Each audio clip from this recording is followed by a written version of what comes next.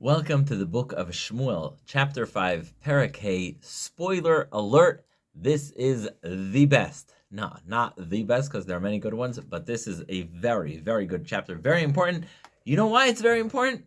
I'm not going to tell you, but there's a hint. Geography. It's a big one. Very, very, very big chapter. Okay, so we had the death of Ishboshet, the competition, the son of Shaul, the head of the northern kingdom. And so basically there's nothing left of the northern kingdom. Avner ben Ner has been assassinated by Yoav, and now Ishboshet has been killed by Rechav and Baana. So basically there's nothing left. And so what you have this chapter starting with is that all the tribes of Israel come to Hebron, they come to David, and they say, we want to start a united kingdom. We want to be together. And indeed, this is the beginning of the Jewish United Kingdom for the first time. Well, not the first time, because you had somewhat under Shaul a few years, but this is the Davidic dynasty United Kingdom.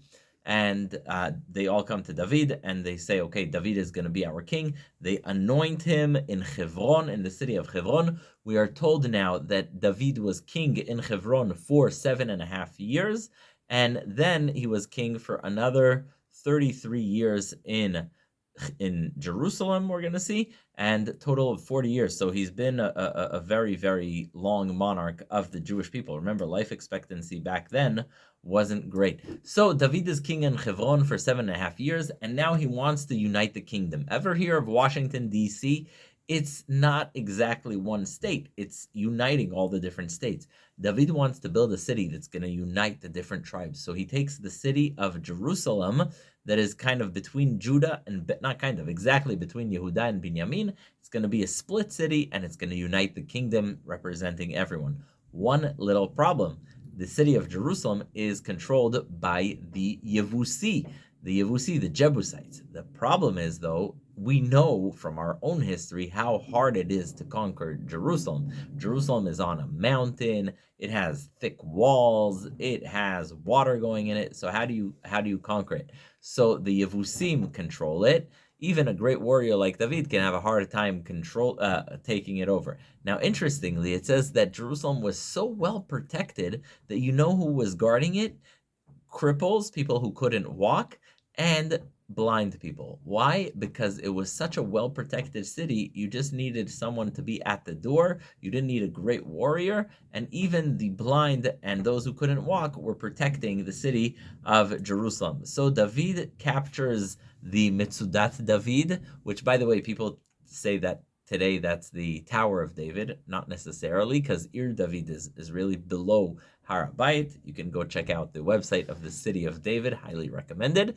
But the David first conquers Metzudat David, the fortress of David, the citadel of David, and then he says, listen, anyone who takes over Jerusalem by taking out the blind and the crippled guards that are controlling the entrances to the city of Jerusalem, I'll be very, very thankful. But David really hated these guards, and it says that later on he said that no one of that is similar to those guards should be able to come into his city. Eventually he takes it over and he names the city Ir David, and that's why I told you it's such an important chapter. This is the beginning of Jerusalem as a Jewish city. Well, not really, because you had Avraham and Har Moriah, but in the time of King David, this is the beginning of Jerusalem as the capital of the Jewish kingdom, the capital of the kingdom of Israel, and David really builds it up.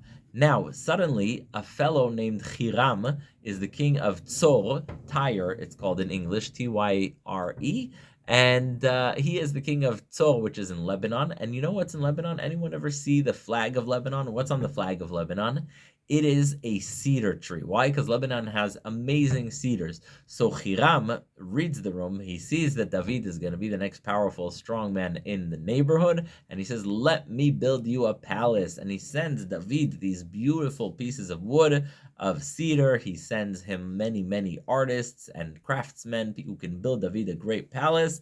And finally, the palace is starting to be built.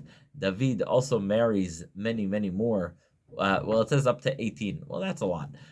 Many more women, and it says that he also has many, many more children. In fact, the psukim here give us a list of the names of his children, the children that are born in Jerusalem. He has Shamua, Shovav, Natan, and Shlomo. Sounds familiar? Shlomo, Solomon. And then Yivchar, Elishua, Nefeg, Veyafia, Elishama, Eliada, Elipelet. These are all David's new children in Jerusalem. Now, the Plishtim hear that not only has David become the king of Israel, but he also controls the fortress city of Jerusalem. And so they're like, okay, let's go fight against David. In fact, they want to assassinate him, and David quickly flees to his fortress. So he asks Hashem, he says, Hashem, should I go to war with the Plishtim? Should I go fight them?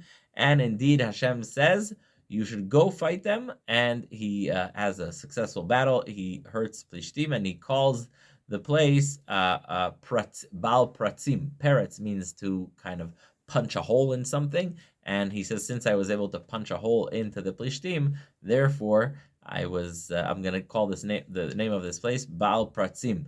Then the Plishtim continued to try and fight against David in a place called Emek Rephaim, the Valley of the Ghosts. That's the meaning of Emek Rephaim. And then David asks Hashem, should I go fight them here? And Hashem says, no, don't fight them here. Go and surround them. Go behind their camp and come from a place called Bechaim. And when you hear that they're marching, that's when you should strike and attack. And he does that, and David crushes the Plishtim. Summary, what did we see in this chapter? We see that all of the tribes of Israel come to David to Hebron. David rules Bnei Israel in Hebron for 7.5 years, and then for 37 years in Jerusalem, a total of 40 years. That's a very, very long monarchy. And we also see that David realizes he's king, so he wants a city that's going to be the capital city of his kingdom. He chooses Jerusalem, but Jerusalem is under the control of the Yevusi, and it is very, very well guarded, very well protected. So much so that the people guarding Jerusalem are blind people and people who cannot walk, because all you need to do is protect the gate to the city or the little small tiny entrance of this very fortified city. And David takes the fortress of the city, takes Metzudat David. Then he says, I want to see who can take the whole city. And he gets very angry at the blind and crippled people who were guarding the city of David, so much so that he says that they cannot come into his palace ever. And then the rumor goes out, people hear, oh, David, strong, powerful, successful king. So Hiram, the king of Tzor, he sends David these beautiful cedar trees and materials and artists to build David a palace in Jerusalem. David has many more children in Jerusalem, many more wives.